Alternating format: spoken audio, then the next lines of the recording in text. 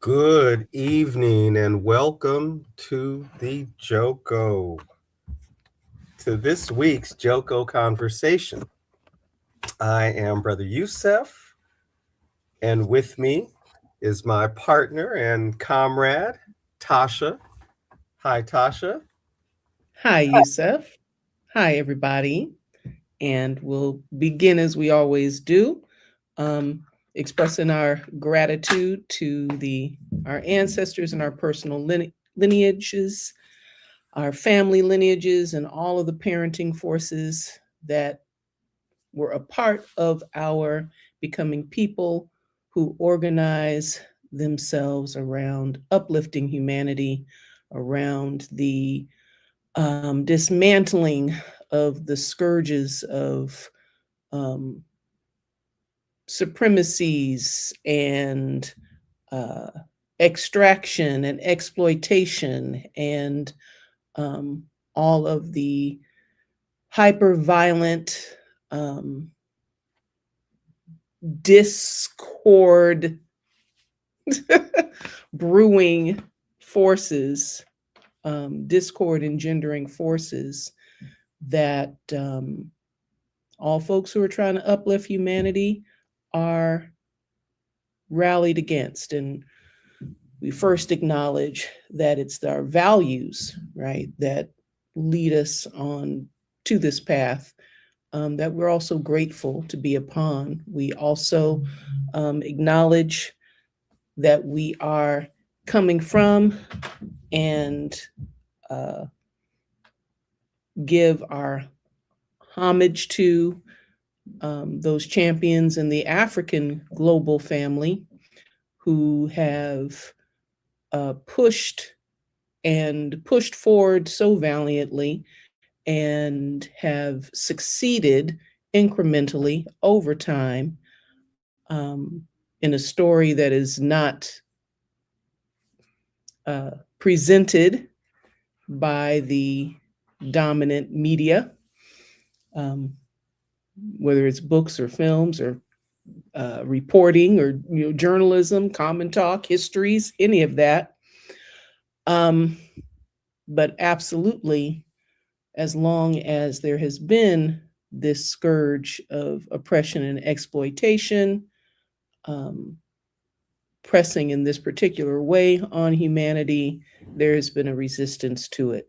And the African global family has been a huge contributor in dismantling and that eliminating that scourge. We are always aware that any work that we are doing for the liberation of the African family, for the liberation of humanity, we do as residents of so called Southern California, unceded Tongva lands, unceded Chumash lands. Um, we do at the hospitality of the ancestors of these lands. We do so at the hospitality of those who have continued to keep the culture, um, continued to live in sovereignty, who have uh, not assimilated, who have maintained their continuum and continuity. So we're here at the hospitality of the original inhabitants of Turtle Island, wherever we find ourselves on it. Um, and we keep that in the forefront, right? Lest we forget, because we've been here multi generationally. We happen to be Africans that are multi generational um, migrants to this place as cargo. Yes, we came as cargo, This is true. largely the bulk of us, right? Largely, yes. But we keep in mind, we are ever mindful that those generations do not equal originality, right? Do in fact not equal foundation, Mm-hmm. right? But we certainly have enjoyed um, Generation displacement. generational displacement. We certainly have enjoyed, um, in many instances, and other great untold stories, victorious alliances, strong alliances, in our own sense of sovereignty and in alliance with the sovereign, the indigenous people in their sovereignty, in resisting the Yes. colonizers, and in resisting white supremacy, and resisting um, cultural erasure, and all of those things, thinking together, planning together, as they say, conspiring together, um, Yes. for liberation. And so that's how we situate ourselves when we start our Joko conversations. And having done so, I'm passing the mic back to you. As you mentioned that, I thought of a law I learned about from, I believe, Boston, Massachusetts, maybe the 1780s. It might have been from. Mm-hmm. So, post war for independence and all that. Could have been the 1760s, 18th century though, but a law that three or more Negroes or Indians, or there shall be no congregation of three or more Negroes or Indians, Yes. together on a corner, right? So, Mm-hmm. precursors of the various kind of gang Mm-hmm. laws, right, and stuff. Mm-hmm. Yeah, Mm-hmm. two or three Negroes and or Indians, because they might be plotting together Yeah. because Paranoia. we did and we do. So Absolutely. in some ways, yes, it was a reasonable law to pass in certain If ways, you're right? Absolutely, if you're trying to maintain and prop up Mhm. an fundamentally improper status quo, if you're trying to maintain that, yeah, you're going to make laws to Precisely. try to disempower. And right in both of our Yes. communities, there are those who resisted. There are those who tried to assimilate. There are those who Mhm. said, "Okay, we'll help you." Uh, what is it? Make the West free for. I know I'm making some mess up. That's not something that has been said, but Mm. we there is some. What is it? What is it? Sign Something. on to the project. Sign on to the project of the colonizers. Well, yeah, that's it. But there is some saying about the West, how the West was Mm. won, help them win the West. I don't know. That's some TV Yeah, how the stuff. West But was, well, yeah. Uh-huh. and as you know, as well as there uh, having been indigenous groups who attempted to throw off their culture, enslave some Africans, do everything they Mhm. knew how to do to The so-called emulate civilized tribes. the civilized The tribes, the civilized, civilized civilized tribes. tribes. This, And yes, have so-called, come yeah. to find out it didn't help. In the end, it didn't help. It's And like, in the end, yes. I'm still on this trail of tears. Right. So um, we uplift and we acknowledge that in this new day where we have the advantage of all um, of this memory and all access Mhm. to all of this view through the mechanism of storytelling, through the mechanism of conversation, through the Yes. mechanisms of literacy, all of those things, right? So And right there, let me ask you something right there, right? In the in the interest of literacy, and in the spirit of resistance and revolution and the effort to make a new world, a world that works for everyone, that a world that works for the planet itself. I want to ask you, um, jumping off on that word literacy, what is that in your background? Where oh, okay. I was like, what is that yeah, in my background? you're Well, behind in you, yeah, third grade, your I began to screen, read. your Okay, background screen. the Yeah, screen yeah. background, right? The literacy brigade, um, with for the Cuban Revolution, right? One of the Mhm. first things, one of the first projects, make the people literate. make the people Mhm. eradicate illiteracy, right? And I Mhm. can't, it would be wonderful if you would go into it from with more depth in terms of the revolutionary project as such, right? But I can at least assert with some confidence that part of the revolutionary project is understanding that education is a human right, that Mhm. education uh, in this era, the education of the Mhm. masses, right, that there cannot be an informed elite and right some informed small Yeah. group and an uninformed much larger group. It's an instrument of control, right? Mhm. So the literacy brigade, and I believe maybe you have the statistic, if not I'll look it up, but Cuba boasts this incredibly high common literacy I'm rate. pretty sure it's 90% and Some or up and up, right? But a baseline 90%, right? Which was, I doubt was 50% at the time of the revolution, but maybe, was 50%. and Certainly whatever the middle classes and upper classes, right? mhm, But not the majority of people. Uh, mhm. Mm-hmm. Mm-hmm.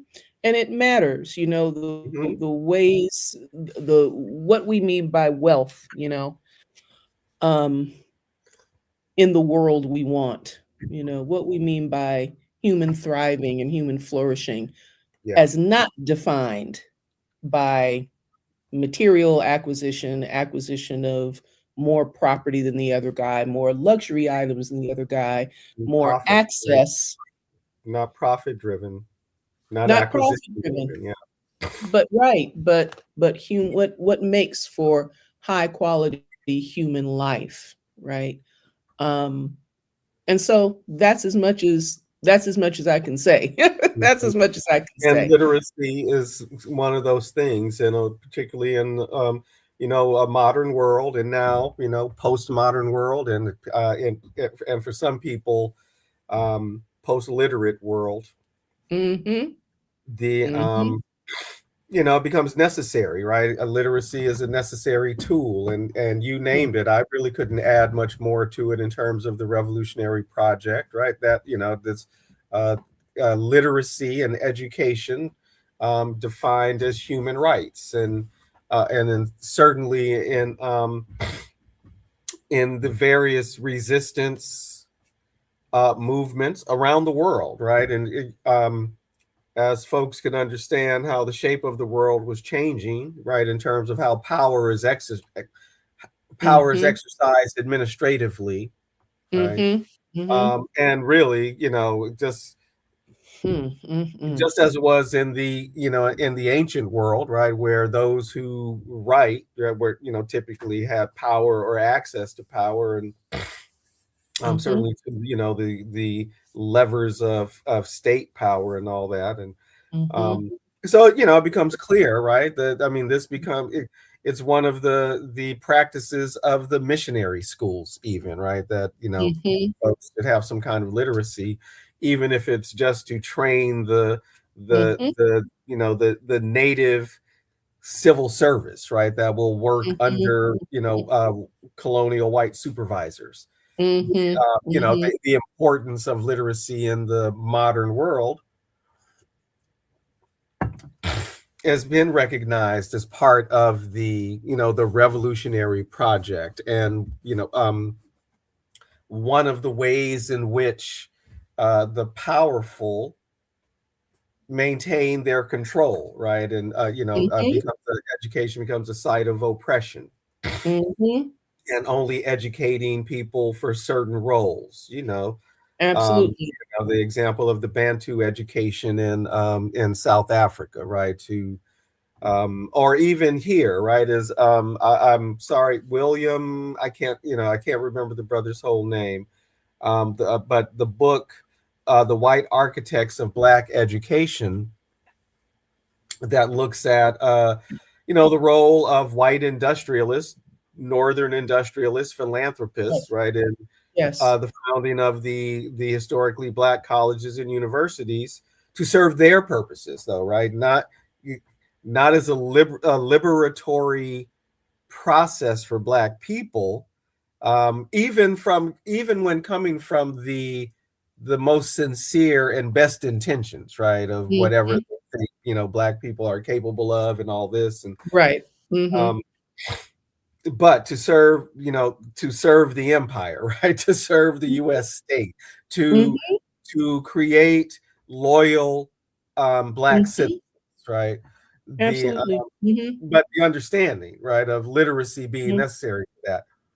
Mhm. Mhm. So it's been very much a part of every, major um, revolutionary movement. The Mhm. I believe the Image Russian behind Revolution, you. right? Yes. Yeah. Mhm. I was gonna Well, say, yeah, and I'll get to that. we'll Yeah, get to yeah. that. Yeah. The I think the Russian Revolution, right? That had a literacy campaign, right? As Hmm. really talking about primarily as a semi-feudal state. There was a weird echo that was unusual. Anyway, the Chinese Revolution, etc. Mhm. Right? Vietnam, Mhm. literacy campaign. I mean, everywhere has a literacy campaign, right? I mean, it's like they go hand in hand, right? Literacy campaign, hand in hand, right? Literacy campaign, healthcare, right, for the Yes. people, and Yes. land reform, right? Land Yes. reform. I mean, these become like staples of revolutionary movements. The Mhm. and as I remember a professor saying, and she was talking about the socialist character of a lot of revolutions in the 20th century, but that particularly if one was involved in a communist insurgency um, of some type, right, and Mhm. really it's such the liberatory momentum, right, of the early 20th century, into the late 20th century, right, um, Mhm. national liberation and socialist reconstruction, right, or and Mhm. communist insurgency as part of or within the nationalist liberation, right, Mhm. the that it's the role of literacy of you know uh, providing um, that kind of education for people, because right, to be communist means studying, right, studying theory, and um, being ready to apply a dialectical materialist analysis, right, to Mhm. everything that's happening, right, and so Mhm. literacy again being an important thing, and um, that was something from the revolutionary movements in the 80s in Central America in the 70s, right? The Sandinistas and the FMLN in El Salvador in liberated zones, right? Setting up schools, and that's what's behind me from Guinea-Bissau during the national liberation struggle, the armed struggle in Guinea-Bissau and Cabo Verde. What is it? The PAIGC, I think is the Mhm. name of the party, right? The Mhm. party for the African Party for Independence of Mhm. Guinea-Bissau and Cabo Verde, right? So Mhm. GC, yeah. The so that's what that is, right? A school in the liberated zone, um, bringing education to the people. The Yeah. role of cultural workers in the revolution, right? What can cultural workers and those of us who receive the missionary educations, right, like Amilcar Cabral, Mm-hmm. those of us who are being trained to be the mid managers of the empire, and particularly to manage our people, if if not in name or not if directly so, Mm-hmm. that ends up being the case because that's where we end up getting the government jobs in our neighborhoods and the Mm-hmm. anyway. Mm-hmm. um so yeah, that's always been a part of revolutionary movements, and was in here, right, the our most common thumbnail, right, for the YouTube and the Facebook post is the Freedom School, right? The Freedom School, from the 1960s. That's probably, I think, 1964, Mississippi. Right. Yes. And that we know that was a practice of the Black Panther Party, right? To have after school programs or before school programs, and um, yeah, so Mm-hmm. literacy, right? And it is a Mm-hmm. human right. Mm-hmm. Mm-hmm. Has our, all of Mm-hmm. these kinds of basics of that will allow Mm-hmm. people to live at a, a dignified, standard of living that, as you put it, allows people and the planet to thrive. Mm-hmm. There are Mm-hmm. models for it, Mm-hmm. Mm-hmm. and and it's likely that the bulk of the world is trying to make that transition. Mm-hmm. Mm-hmm. Going to renewable energies. Exactly. Actually putting Yes. research in and resources in Yes. to try to understand that and implement solar. Yes. You know, Yes. because even to move away from nuclear, right, which is just so dirty, Yes. and I understand, it's a quick Mm-hmm. fix, right? It can be a quick Mm-hmm. fix in a way, Mm-hmm. but it's so dirty, Mm-hmm. All Eyes on Africa. I was listening to right? whatever I was listening to the other day, um, talking about Africa being primed to leap over all of the industrial errors right into, Yeah, a yeah, blessing of exactly. the systematic underdevelopment, right? Yeah, Right exactly. That into a renewable. Yeah. right to it. Yeah, it's right there, right? And we already know of, the electric cars that are being Yeah. developed, and it's just then Yes. just becomes a question of, mass development, and then so industrial Yes. infrastructure, um, Yes. that makes all of that possible, Yeah. real. Yeah. I think my sinusitis is It flaring just up. kicked in, didn't it? It seemed to Yeah, have well, just. kind of. It's been kind of coming and going since we first talked earlier, and something was tickling my throat. Okay, right, that's right, the This feather. might have been the The first feather in sign. your Yes, throat. exactly. Yeah, it might have Yeah, been the first sign.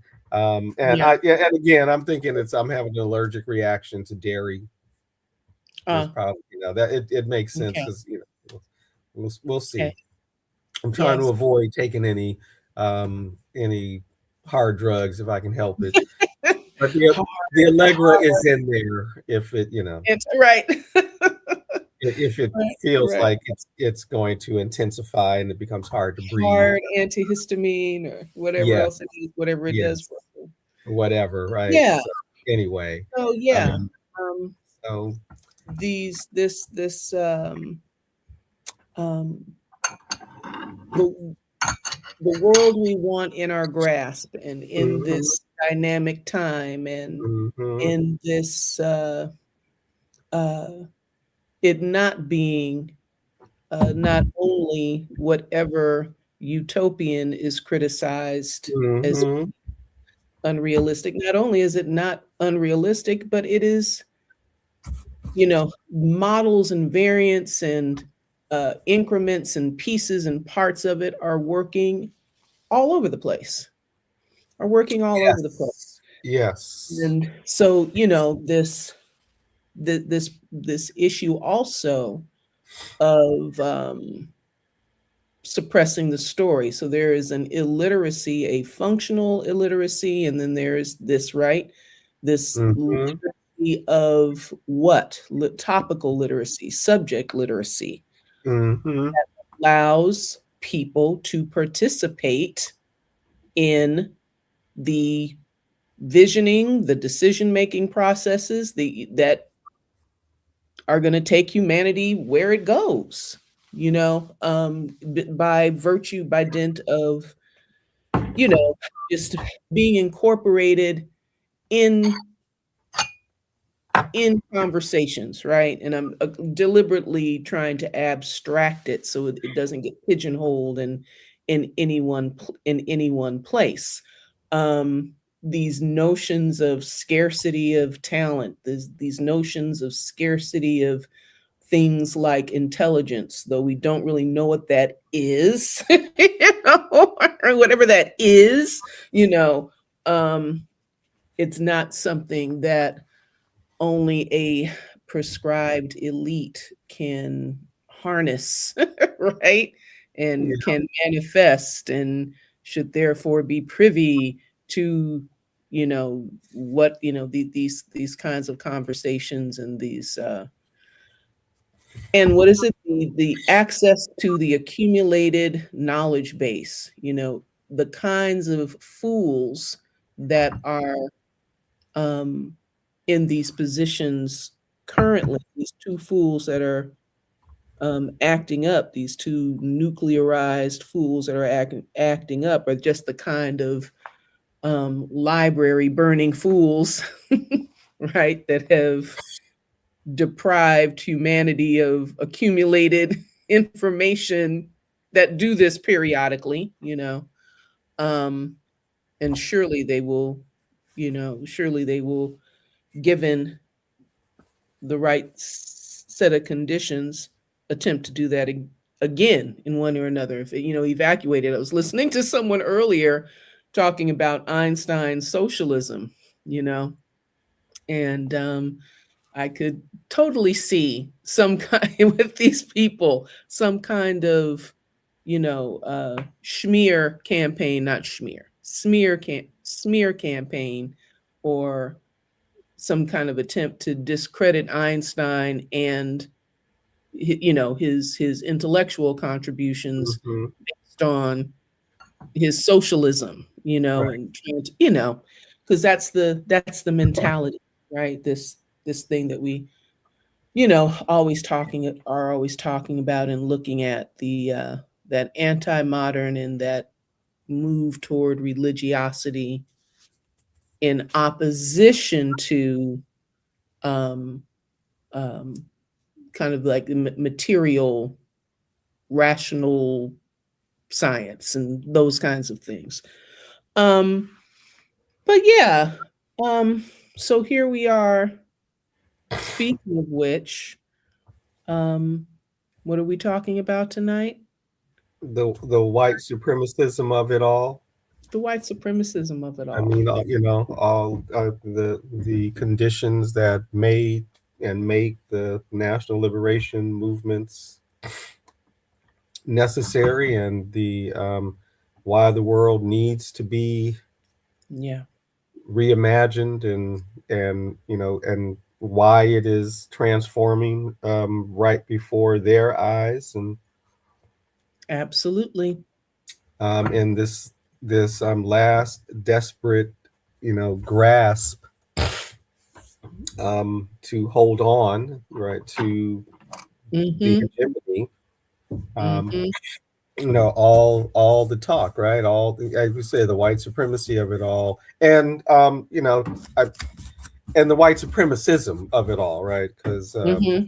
Mm-hmm. this ideology, right, this reinvigorated, um, open, nowadays, Mm-hmm. ideology, Mm-hmm. call, Mm-hmm. Mm-hmm. So that's what, the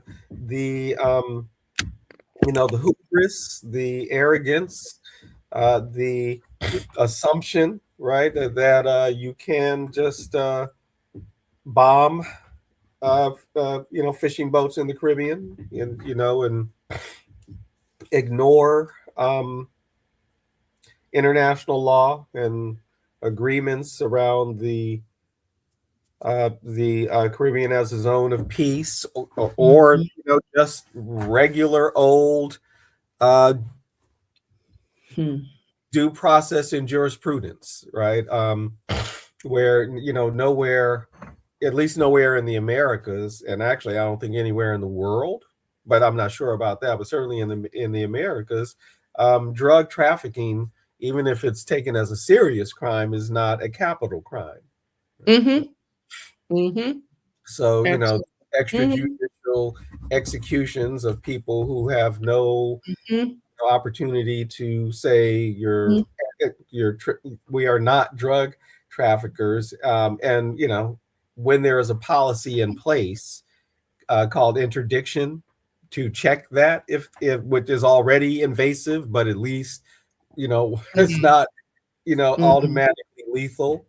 So from that, and the thought that you can kidnap a president from a so-called third world country, and the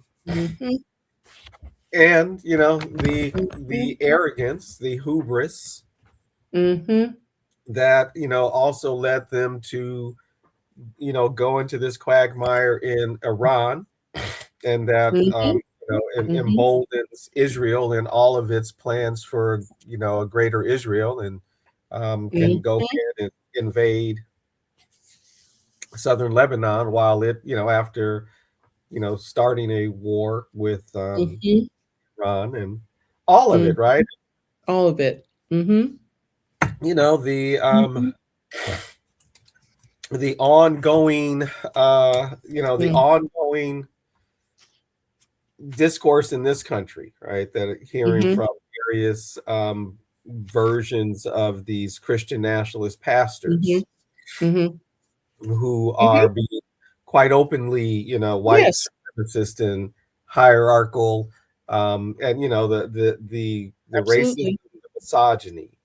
Absolutely. Yep. And they believe it, right? There were actually, I wanted to share a video. There's all these, again, it's just, we've talked about this, right? Yeah, let me share this video. Let's see. Share screen. Let's see, which one do I want? And then after the video, there are some things that, and just letting you know, in the course of the conversation, I do have some things to insert. Okay, there we are. And yeah, this is the clip comes from Kyle Kalinske, but he's playing a clip of one of the one of the guys from The Good Liars, about his what he notices from the recent CPAC, right? What is it? The Conservative PAC conference, about the youth of the movement. Let me make sure. I'm gonna take it off stage for a minute. I wanted to make sure I am sharing the sound. I think so. Okay. Let me know if you can hear it. Jason Selvig of The Good Liars, he went to CPAC to see where young MAGA is at, okay? And so take a look at this. Christopher Webb says, this isn't just disturbing, it's a warning. Jason Selvig of The Good Liars shares what he heard from young folks at CPAC, and it should stop you cold. They're moving on from Trump, but they didn't reject him. They absorbed him. Trump normalized white nationalism, gave it oxygen to spread, and made it feel acceptable. So where are they moving to now? Well, Jason Selvig is going to explain. Let's listen. Some of the people that were there who were younger, in their 20s, They said they came to kind of see the funeral of CPAC and just confirm that it really was over. Well, what do they think is coming next? It dies, and what takes its place? Well, I think it's turning point. And I have to say, I think some of the things that some of the younger people that I talked to were a little bit scary, because they were saying things that sounded a lot like white nationalism. It sounded racist, to be honest. What did they say? Well, they were saying basically that the United States was founded by Europeans, and that is the identity of the United States. And it was a mission from God to conquer a land, and the United States was conquered by Europeans, and now that they're blessed, the United States is blessed by God because of conquering the people that lived here before. And it was more about religion and more about Christianity and that identity, and that included things like teaching the Bible in school and teaching it literally, like Noah's flood actually happened, all these things actually happened. So it was very different from the people we talked to before, who were like, Trump is number one. This was it seems like it's moving in a different direction that is not Trump. And to me, I find that worrying. But I've heard this from talking to people who have children who are in their 20s or in college. They'll say, oh, my son is watching Nick Fuentes all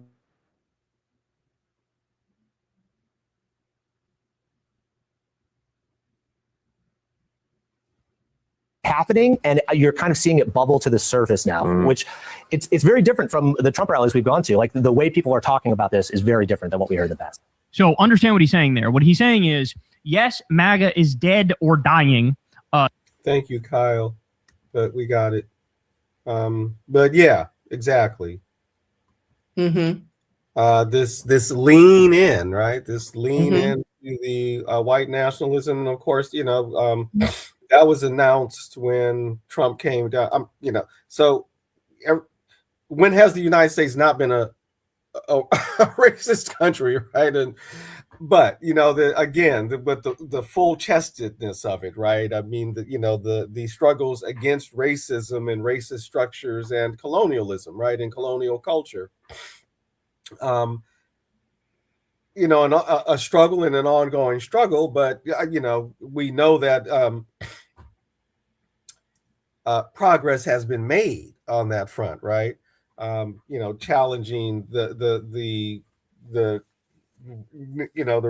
racist narratives and the structures that reinforce them, right? And reinforce and challenge the whiteness of power, right? And the monopoly on human dignity and all this stuff.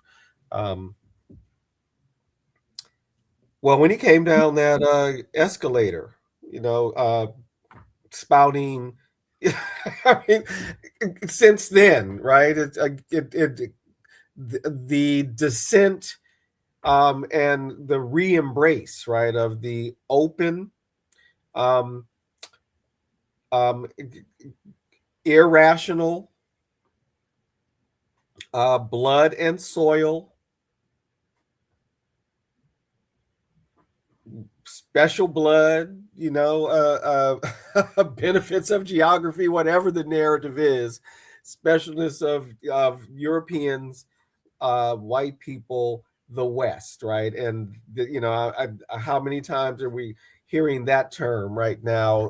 The threat to Western civilization, and we are, we're the West, and all that stuff. And so this youth, the future of conservatism is Turning Point USA, and which is more foundationally Christian nationalist, right, in its outlook, and but that's the Charlie Kirk Tea Party billionaire money funded program. And Charlie Kirk, I don't know how he and Nick Fuentes got along or not, but young colonialist, imperialist, neo-Nazi race, but we see how Kirk continues to be now the image of Charlie Kirk, right, continues now to be deployed and what there. I've been seeing ads for a new book by Charlie Kirk.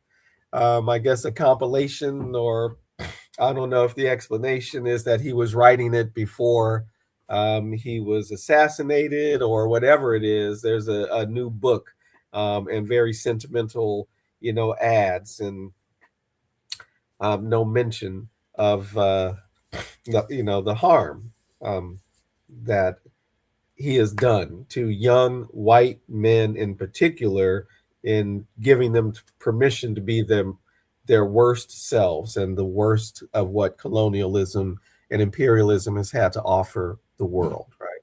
Mhm. And it's a poor, that sense of superiority is a poor exchange for universal health care and an education system that works and those sorts of things that they would rather not have, because it means that you and I get to have it, and the natives who don't deserve it, and the Mexicans who don't deserve it, and everybody who doesn't deserve it as far as they're concerned, Mhm. and including often their own poor white brethren.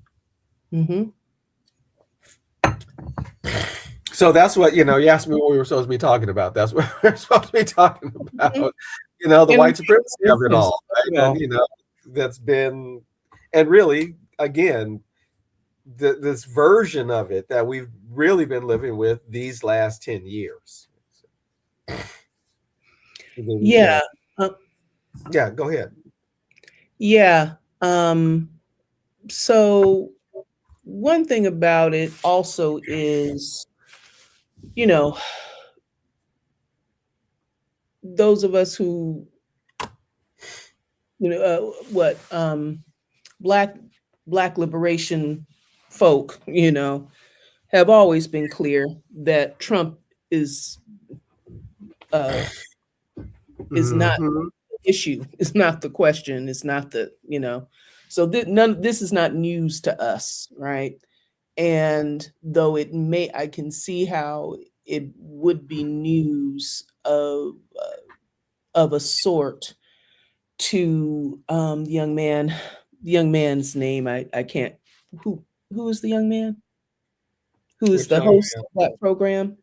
Oh, Kyle Kulinski. It is Kyle Kulinski. Okay.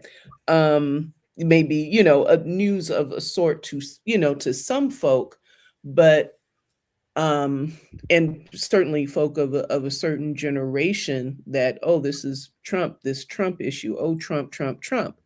And it's not, it's not, oh, Trump, Trump. It is, oh, it is the problem of white supremacy. Mhm. Read all of the other things that go with it. And this particularly, and this is not, it's the same and it's not the same. It's not something that we've dealt with in a position of power, in a position of, having the apparatus of state violence at its disposal in in A few this way decades now. Yeah. for a long time, at least decades, right? At Maybe least since Wilson and Hoover. I mean, every, sort of but thing, right? With that gets chipped away at, right? And Right. yeah. The point being the turn toward this turn toward secularism, the turn toward, which we always talk about, the modernity part, the turn toward research-driven policy making, the turn toward these kinds of, Mhm. as part and parcel of some of these what uh greater society impulses and all of these different kinds of things. This is not just kind of this binary of, it's not just the question, not the binary, the question of white supremacy as racism, but it's the white supremacy as all of these dynamics. So right. Right, but um it is, again, the it's a system, right? And it's a system of it's extraction. It's a system of multifaceted, and has all of has these. the term Fanon used, talking about colonialism, and white supremacy is colonialism, right? Colonialist ideology. It's a totalitarian system that it seeks to be and structures itself as a total system. As a total system, right? And so, and it's in a way that we haven't lived it perhaps since, well, I don't know, I'm gonna jump out there and say plantation days, but not exactly plantation days, because we have the whole era not past of Mhm. scientific racism and all of these kinds of things. But yeah, this is what is asserting itself, and that um the we're going to see the what is it, the a reassertion of some of the claims of scientific racism. There's already a bent toward it. There, There's already already is kinds of there are already these rearticulations assertions. and Yeah. we're going to see more and more of those kinds of articulations, presented as challenges to common sense notions, which they're already articulating it that Again, way. yeah, we're in the midst of that, right? It's all Common, again, every sector of these folks, right, are emboldened, right? Their intellectuals are already making such and have claims. been for decades, Yeah, right? So, but that um, that reinvigoration you're talking about, right? and That it kind of forefronting, increase, right, yes, and popularizing, and in the commons, right, in the public yeah. square, on the that sort of thing, Hmm. which on the one hand is good. It's a good place to it's good to see it out in the open where it is and how it's developing itself, and it's good to be able to challenge it in the public square. It's good to understand that this is the nature of the fight. This is the nature of the battle, and to understand Again, yes, what you're up the against. emergence of the right wing Mhm. global, you know, uh, Yes. Yes. beyond conservatism, Yes. reactionary politics, right wing Yes. reactionary, has clarified the contradictions. Again, right? It's making it clearer and Yes. clearer to people, to many Yes. people. You know, yeah, just which side you're on, even if you didn't think you were on that side. Yes. And That exactly. again, So, the awakening we all expect, the various African and South Asian and other fellow mhm, travelers with the fascists, right? mhm, And the wake up calls that they get and they will continue to get, right? mhm, That no, mhm, um, you may think you're one of us, but mhm, really you're not, right? but really you're not. But really So you're it has all of these, all of this hubris, which, right, is a great term because it's the vulnerable spot, right? It's the thing that takes, that takes a mug out, all that you think you is, you ain't, and so um understanding and assessing it from right where it's at is very important, because another way that it lives, an important way that it lives and sustains itself, is through not being confronted in a public space and allowing it to invisibilize itself. And something that I was thinking about um, in coming to this conversation tonight is looking at the ways I've been noticing the tendency in the current conversations around Iran and the U.S. Israel aggression on Iran, and Iran's the current major conflict is this kind of edge of talking directly about white supremacy and the avoidance of speaking directly, naming it, as such. You can talk about Israel's ethno-state supremacy, right? And ethnic supremacy. You rarely hear the term except from some familiar quarters and familiar pundits whose mouth it's never left. It's always been in their, a part of their conversation. Um, Listening to a discussion speaking of which, between Rania Khalek and Mohammed Marandi. And they were talking about part of their conversation. This was a very recent conversation they had, was as he said, the Orientalism of said in this, this administration is so openly, you're hearing so many of these old tropes. You're hearing so many of these, the Orientalism of this, da da da da da. And she, was replying, and she said, "Well, yeah, and she started repeating some of the, the tropes. And one of the ones she brought up was the sand nigger term, right? I heard that one. Yeah, I heard that Yeah. conversation. Yeah. Yeah, Mhm. and so they, where you would expect it to be touched upon. But I watch Mirandi's interviews pretty regularly, and I recently started looking at what he writes, pulling up some Substack, some stuff, and in the writing, I see the term white supremacist more often than I hear him use it in interview. It's interesting. This is not, it's an interesting diplomatic tactic, Well, it's interesting. It is interesting. I want to say this. Yeah.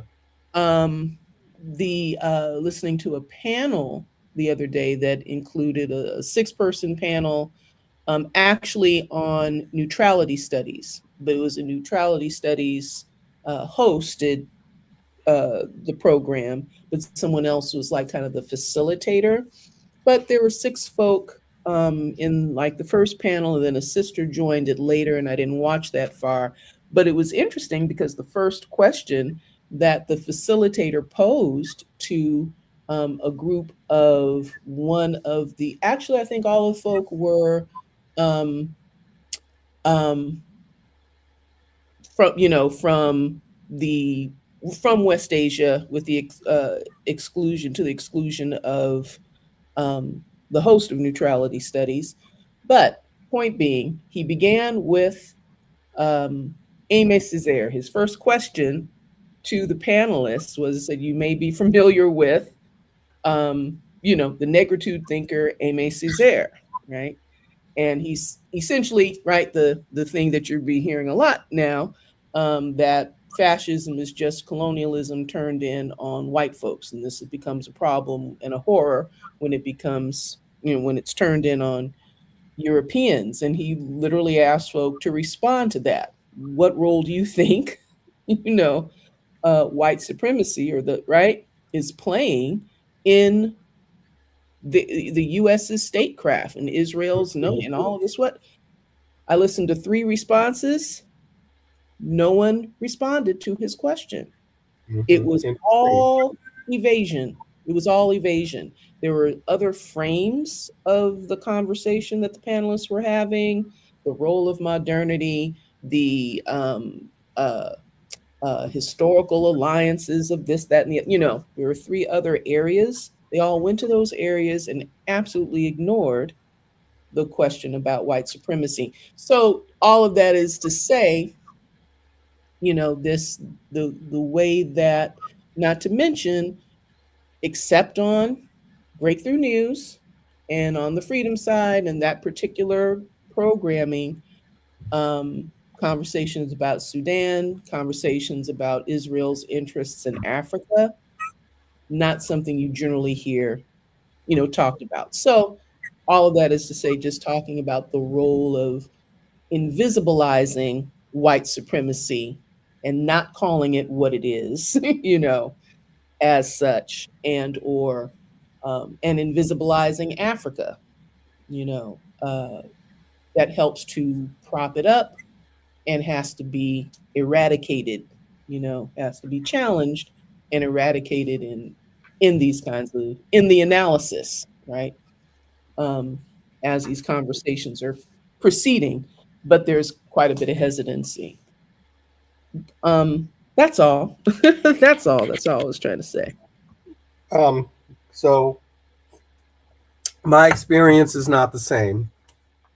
I actually see quite a few commentators quite directly use the term white supremacy, or at least white supremacist, right? That particularly this movement in the United States. So, I do hear it maybe more often than you're hearing it, but quite directly, right? Okay. And we're talking about Americans, right? And we're talking about this movement in the United States, MAGA, Heritage Foundation, etc. Being white supremacists.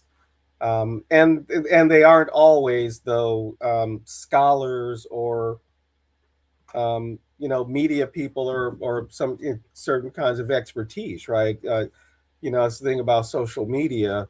Often they're just folks who are creating content every day and commenting, right, without any particular kind of expertise, who are very openly identifying the problem of white supremacy in those terms, or here in the United States and in the history of the United States, and the effort to reinstate that, right? And the role of racism and that attachment to white supremacy that informed so many of the MAGA voters and so many others, right? But then again, like I'm talking about, folks who are making, TikTok videos and may indeed be some kind of professional or something, but are not public intellectuals as such, right? And so, maybe have less concern about being diplomatic in a particular space. And also, and particularly, I should say, not also, but particularly in connection to the religiosity of the moment, right? These Christian nationalists and several of the actual experts, right, who are writing about Christian nationalism are, saying that that's insufficient. You got to call it white Christian nationalism, right? Because it is grounded in ideas of supremacy. So, there are places that you can hear it. And I've heard Dr. Morandi again talk, not necessarily use that term, but again talk about the racism of it, right? But also, certainly and especially see that avoidance in kind of mainstream circles. So, your neutrality studies example, that was the host of neutrality studies that asked the question. It was the Pascal person Lotus. facilitating. Thank you, Pascal Lotus. That was him that asked that question. Yeah. No, it wasn't. The person facilitating the program, though neutrality studies was hosting the conversation, there was a facilitator that wasn't Pascal Lotus. Okay. Yeah. Because I could certainly see him asking that type of question, right? But your point was nobody responded. The answers were non-responsive. Yes, because it is still at the same time it remains an issue for folks left on the left, the Western left, the white left, right, who don't want to deal with the colonial question and the prospect of internal or domestic colonialism, or that there remains colonial relationships between the global North and the global South, the West and the rest, etc. So I'm not surprised, by that. that um, hesitancy to call a thing, what it is. Though again, I see a lot of people, again, as part of their radicalization, right? This new radicalization as contradictions become even clearer, using that language, Mhm. calling, you know, are they, how much people are taking the next step to interrogate their own complicity. That's a process they got to go through, right? That's a process we all got to go through to unlearn, the Mhm. lies we've learned about each other. That Mhm. may we Mhm. may certainly believe and assert that the racist lies about us aren't true, but we still believe the racist lies about other people, right? Mhm. Mhm. Along with the colonizer, right? The Mhm. so you know Mhm. are they going through it? And again, and that is also, right, an exercise of that white supremacy, Mhm. that to go ahead and be non-responsive to a question like that, right? um, Mhm. and for how long has the critique been quite public, right? This is part of the reaction that we're dealing with, right? The efforts to, the attacks on ethnic studies, and they're all encompassing attack on so-called wokeness, is an attack on that public that public critique, um, explanation, deconstruction of the colonial racist Mhm. character of social relations, and the extractive character of these capitalist relations, and how that capitalism and colonialism are all intertwined, along with the criminality of the society also, and everybody's health and everything else, right? Absolutely. The very That, all success of those things, right? Yeah, go that ahead. very that very successful critique. Hmm. The fact that it is Exactly. successful is Exactly. what has the subversion of this thing Mhm. is successful They through had all to of this respond to rich thought something and something as popular as the 1619 project, right? What yeah, its strengths, its weaknesses, whatever, didn't they had to matter. respond to it, right? Yes, right, right, right. Absolutely. And the way that um, certain of these principles and concepts brought out and brought through that uh, critical uh, school, that critical um, community, right, of Mhm. thinkers and activists and what have you, the way these ideas have become common sense, right, and Yes, common exactly. understanding, and that common sense of yes, we're on the way to dismantle all the vestiges of all of this so that everyone is included in all of this kind of thing, and what and included in what, and yeah, all of the questions, and this real kind of um, embrace, and again, yeah, kind of just the a common sense value system. So yeah, I mean they're not wrong if they're gonna, if white supremacy and all of that goes with it is going to survive, then they're going to have to find a way to stomp out, to close out the light, to stomp out these Yes, narratives, and so they're going to try. They're trying, they're certainly they're going to try. trying. They're trying, yes, and they have Hmm.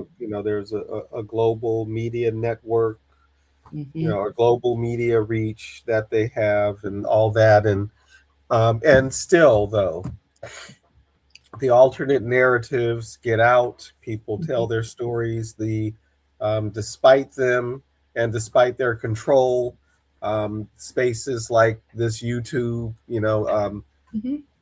the word gets out, the secret gets Mhm. out. You know, before there was such a thing, right, as the electronics, right? Folks were making, workers, working class folks, colonized folks were finding ways to communicate with each other, support each other, using the Mhm. tools available. Mhm. The unsung heroes, those unsung workers, revolutionaries, like longshoremen and sailors, who could Mhm. take news around the world in the 19th Mhm. century, early 20th century to now, even Mhm. still, right? Even with all these electronics, Mhm. and smuggle things like Garvey's Negro World and other, Mhm. revolutionary Right, and right, right, workers who would produce their own, right, newspapers for right, workers, and um, right. so despite their monopoly on the means of representation, we people have found ways, cultural workers, and we, Always, always, and all the time, in every we are the instant. cultural workers, right? And Mhm. yes, yeah, exactly, Braiding maps and braid whether we're braiding maps into our hair right. or sending signals across the field. All You're right. these, yes, exactly. Through spirituals, creating, writing the Mhm, quilts, writing through mhm. the quilts. Anyway, That's all right. that just popped in mind. Go ahead. Drumming, the What you were places where we describing. could keep the drums drumming, and leaving Yeah, signs yeah,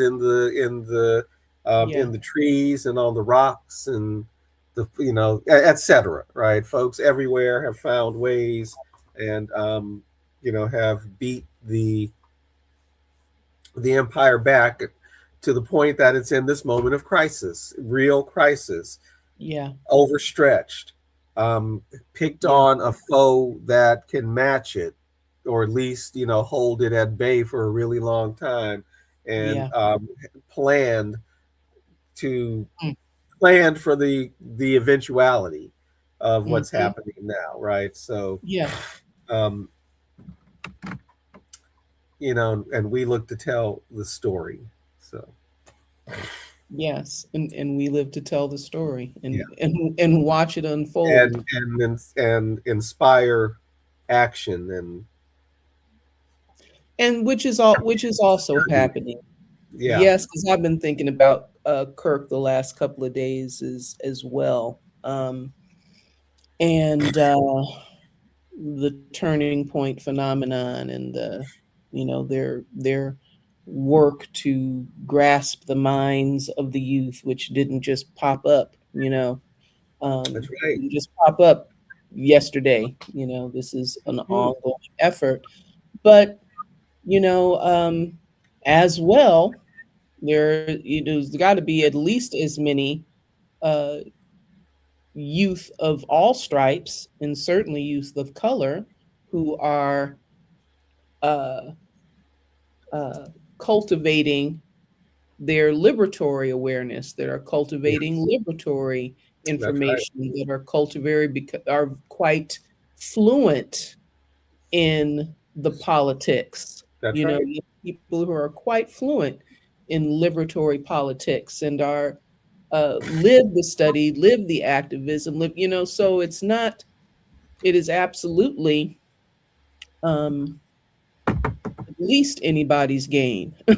At least anybody's game. This is why they're trying to get a hold of curriculum, to Yes, keep that yes, from happening, yes, from continuing to happen. from continuing to happen, but that's all right because we're gonna beat that too. We're gonna beat that As too. a student of mine once said, and he was from South Korea, a colony of the United States, neo colony. Um, the winners get to write history, but the losers get to tell their story. Hmm. And I said, yes, that's Mhm, right. At the mhm, grassroots, you know, and mhm, and until mhm, we win, right? We tell our story, and being able to tell your story is a win, right? Telling mhm, the story is a win, Um, Mm-hmm. you are free as soon as you begin fighting for your freedom. Right? You act as a free person.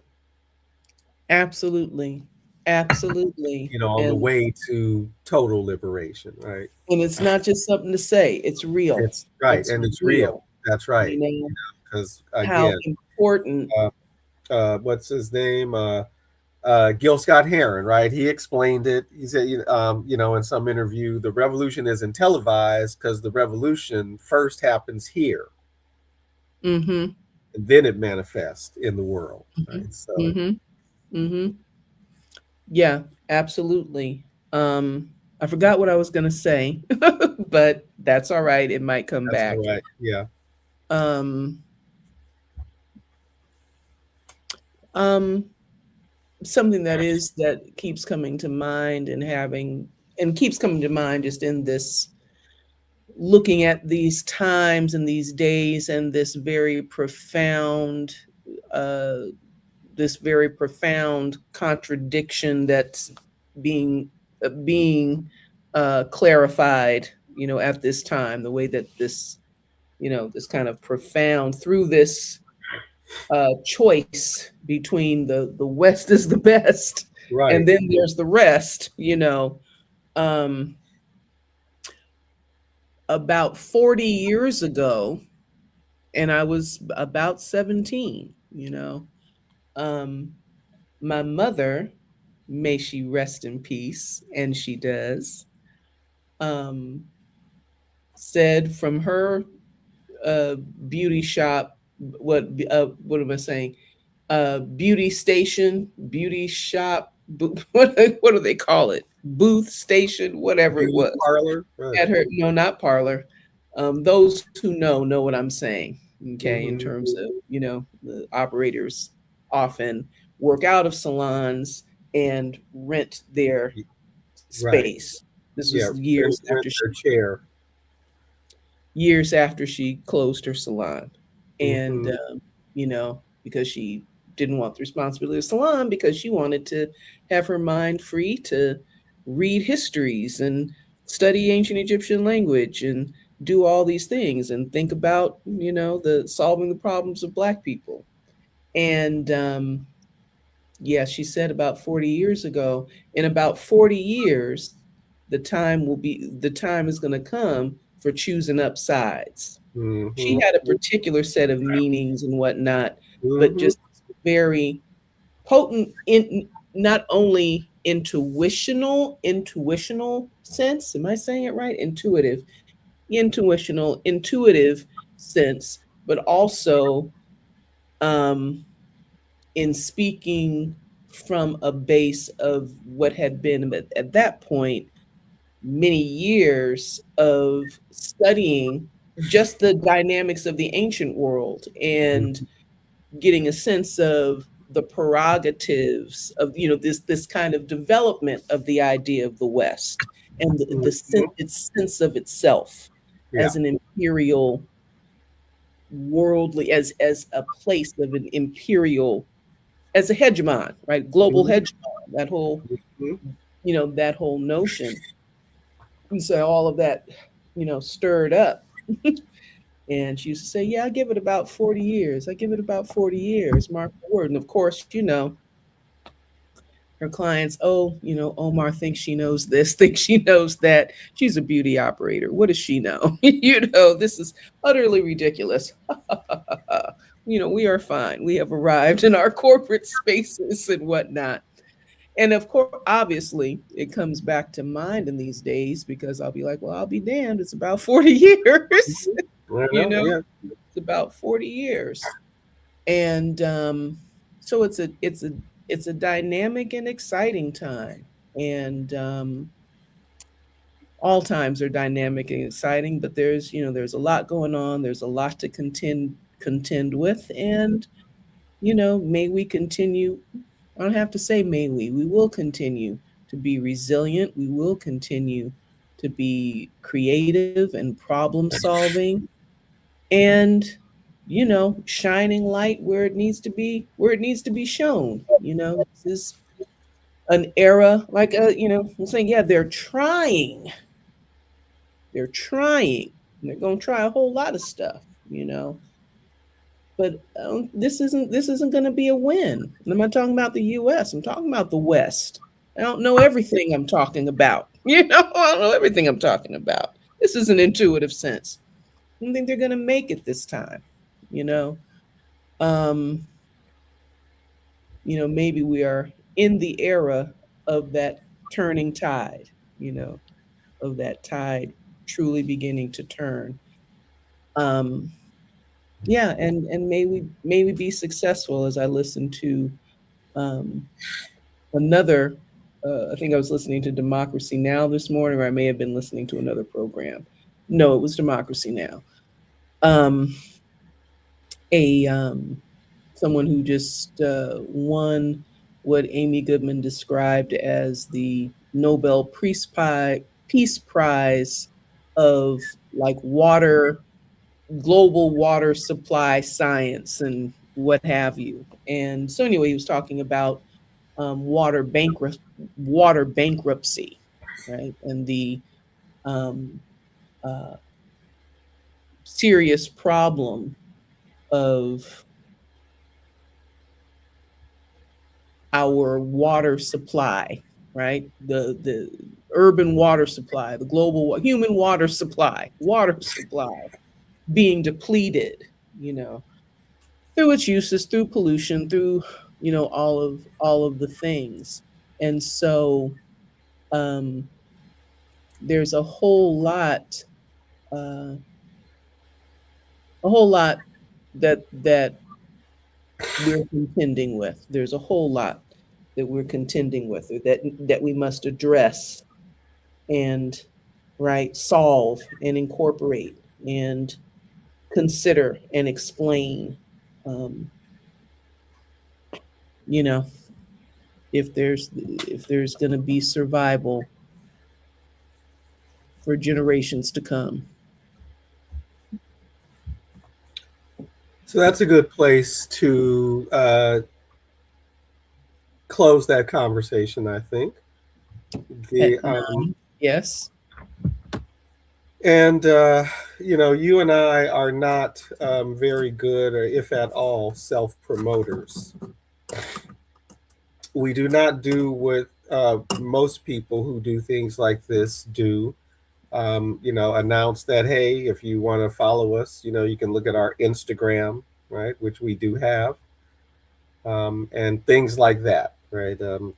We actually have a website, right, that we never promote. All these things, right, that we can put in, particularly for the YouTube, we can put links to and stuff. So I'm trying to remember that today. Tonight, to announce that we do indeed have an Instagram, the Joko Collective, and more than that, we each have individual Instagrams that we don't really use very often, but except to post, when this conversation is happening. Mm-hmm. And I believe you're nonetheless, because I'm not. So, folks might be interested. I believe it's at Joko Collective for Instagram. Isn't that right? I believe so. Let me double check here. Yes. And as I have said already, we are, that's the wrong thing I'm looking for. We are cultural workers.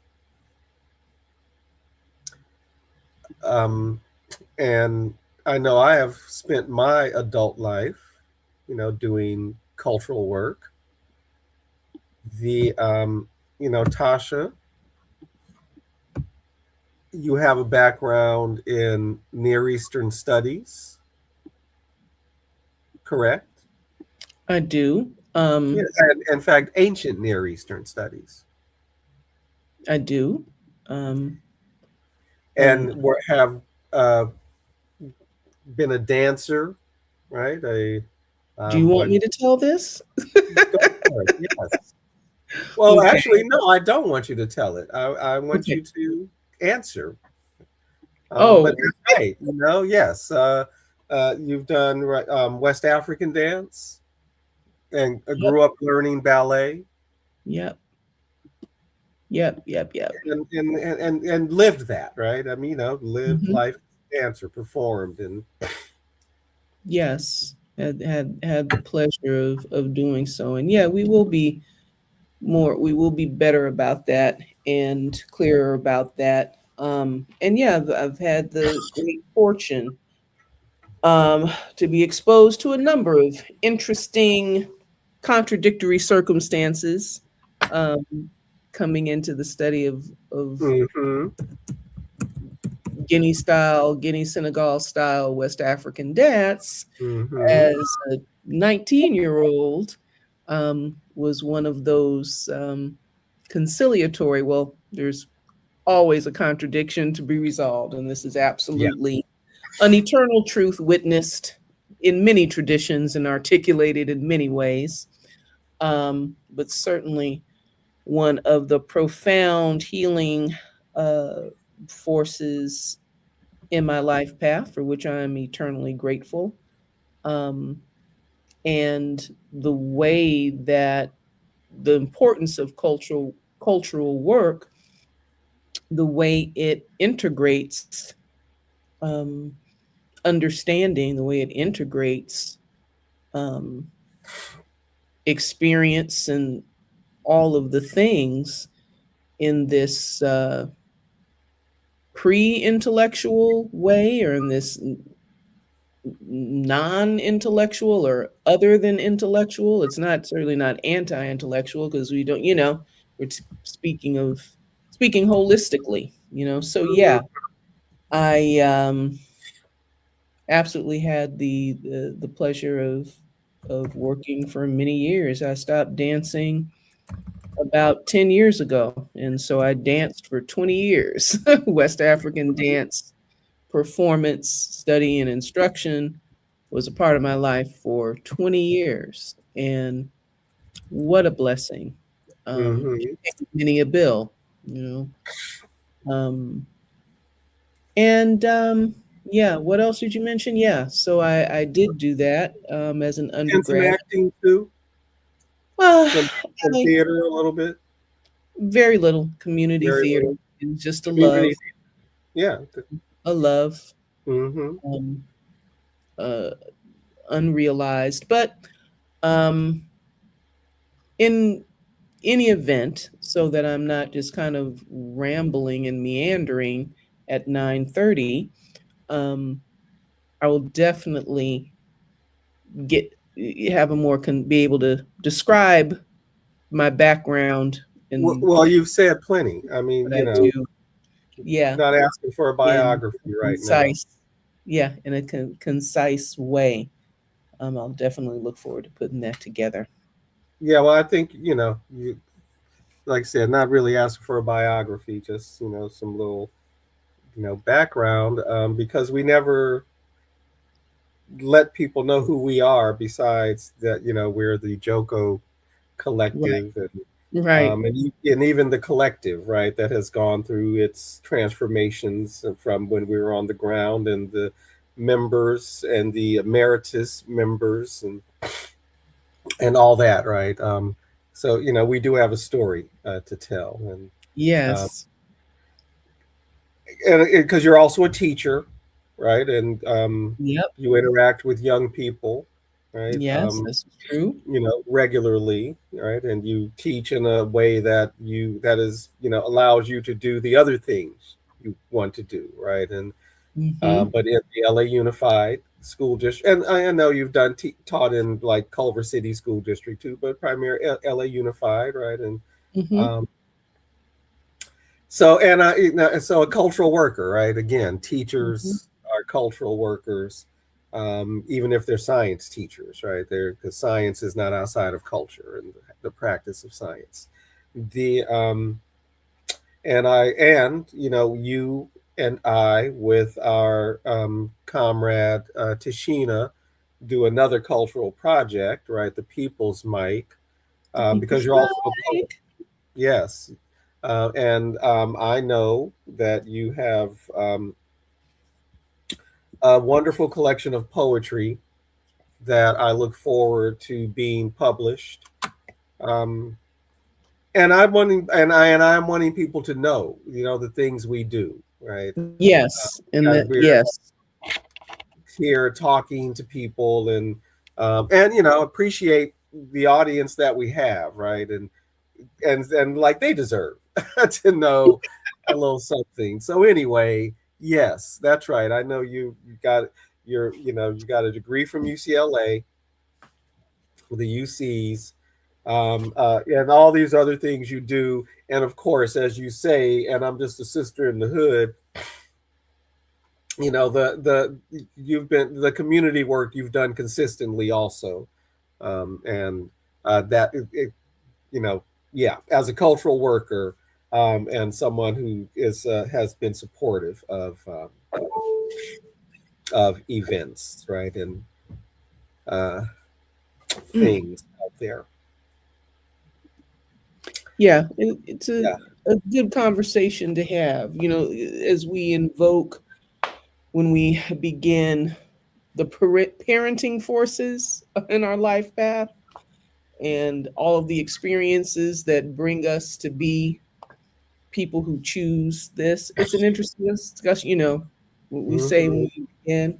It's an Hmm. interesting discussion to have. Yeah.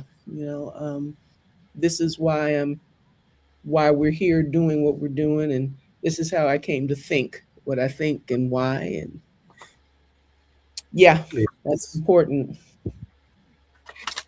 It's important. Yes. Well, I've shared our Instagram on screen, and Yay. I'm sharing my Instagram on screen.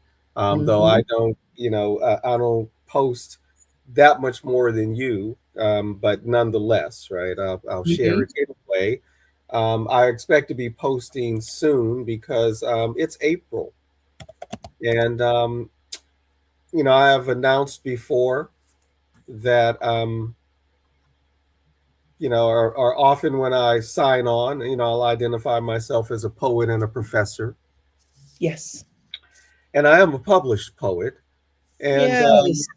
this April, it is the second anniversary of an open mouth, the collection of an open mouth. Ah, So I'll yeah. probably do some post on Instagram reading some poems from it to celebrate the second anniversary.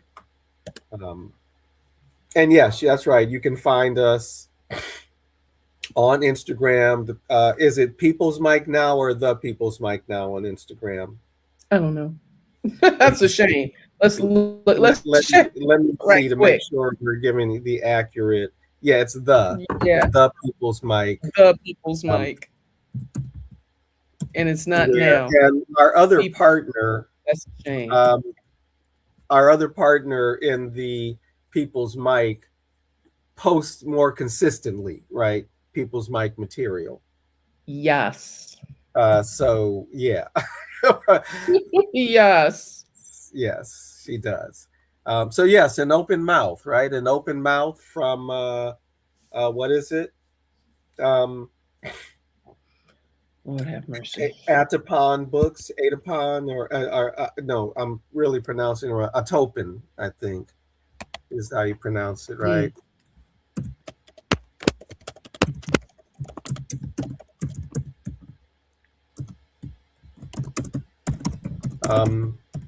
Because I'm also a cultural worker.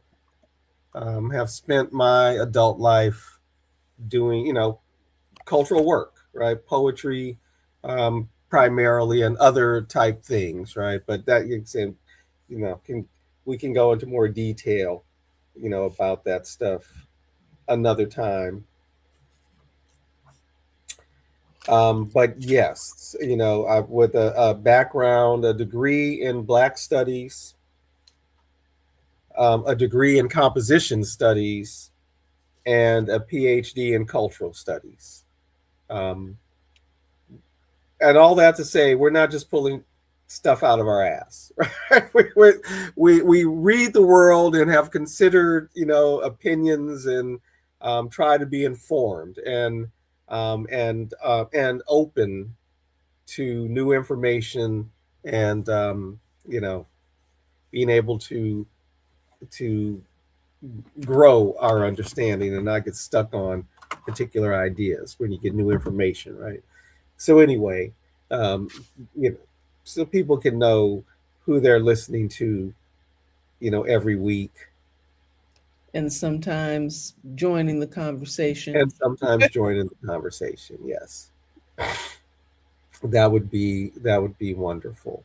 Um, so I guess with that, we can begin to sign off, and we can talk more about the stuff we do, and get better at, I get, yeah, self promotion, I guess, is, or just that, hey, you can, and really, it's not even self promotion. I'm really thinking about, hey, we got an Instagram, right? You can contact us if you want to contact us. Besides this, and you can find our work, right? Because again, we're trying to get your book published, but folks can see your poetry or get some sense of it, by through the People's Mic Now on Instagram, right? And then if they follow my Instagram, I'm reposting, that stuff. So, you know, because we are out here trying to make our contribution, and our Yeah. contribution is through the arts, through culture, through the arts, through education, um, in all the various ways, and the organizing and community, right, through those avenues, right, and that's why not just artists but cultural workers, right, because that implies something else, that implies Mhm. working in organization, Mhm. to improve people's lives, working for revolution or at least for reform, right, but Mhm. uh, Mhm. lending our talents to the movements for a better world, our That's it. skill, That's it. etc. And of which, Joko Conversations is one element, one manifestation, one expression, one bit of the work, right? Yes. So we appreciate y'all. We'll ask you to do the things that we need you to do. Like this video, share this video, subscribe. Any closing thoughts, Tasha? What are the closing thoughts? Everybody just um, be resilient, be confident, be creative. All we Yes, have to lose is our chains. All we have to lose is our chains. Thank you, Asada. Um, yes. and what is it? Victory is certain. Victory Victory is is here. here. Yes, It's here, living in yes. us. So, let's keep on stepping and see it through. Let's keep on stepping. That's right. Solidarity forever. The world is waking up, right? And it's a small minority, but they can't hold on. In fact, they're losing their grip now, and that's what we're living through. So we Yeah. need to survive and build, and be, as Yes. you said, be resilient. Um, Yes. oh, I can't. I've mentioned her before, Dr. Joanne Freeman, and she actually quotes um, a friend of hers who's quoting the Bible. What is it? Um, ah, I'm going to mess up the quotation. Be strong and of good cheer, I think, something Be like of that. good cheer. Yeah, Yes. be strong and of good cheer, something to that Hmm. effect. Yes, yes. Hmm. But let us be that. We are winning. The workers of the world are winning. The wretched of the earth are The winning. So wretched of the earth are winning. are winning. Yes. So, all right, folks. Thank you. And we will see you next time, and soon. My sinusitis keeps coming in and out. So we'll see. We'll see what happens. Right. I thought for a minute there, oh, it's clearing up, but then here it comes again. So we'll see. I'm gonna eat. Okay. Food will boost my immune We're gonna tell the people about your sinusitis. yes. I'm gonna boost my immune system with some dinner, and then let's see what it does to my sinusitis, right? That might do, or whatever I'm having an allergic reaction to in the air or whatever. Right? Or like I said, might have been the dairy, right? You seem to say, hey, just keeping it real. People out there know what I'm dealing with. People know. Other people know. They do. Some of us got sinusitis. It's just a thing, right? It's just a thing. It's probably a result of living the bulk of my life in Los Angeles, where the air quality isn't always that great. part. I mean, that that's part. probably real because I've had it since Very childhood. real. Very real. And I know we're supposed to be signing off, but just Yeah.